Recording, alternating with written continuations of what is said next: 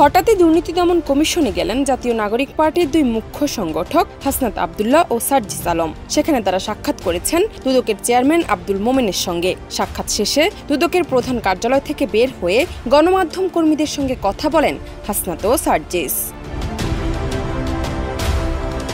অভিযোগের বিষয়ে হাসনাত আব্দুল্লাহ বলেন, ইটস ভেরি কনফিডেন্সিয়াল। অভিযোগ কাদের বিরুদ্ধে এমন প্রশ্নে সরাসরি জবাব না দিয়ে হাসনাত ফের বলেন, এটা ভেরি কনফিডেন্সিয়াল।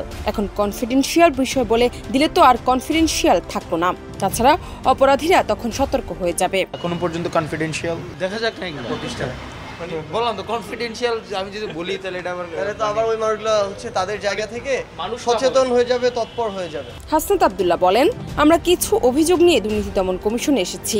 আমাদের অভিযোগগুলো আমরা লিখিতভাবে জানিয়েছি। আমি কিছু অভিযোগ নিয়ে আসছিলাম, তো অভিযোগ আমরা লিখিত দিয়ে আসছি। এ বিষয়ে সার্জিস আলম সাংবাদিকদের বলেন, অতীতে দুদককে ব্যবহার করে অনেকে সাম্রাজ্য গড়ে তুলেছে। অনেক সাধারণ মানুষকে আবার বিনা অপরাধে হয়রানি করা হয়েছে।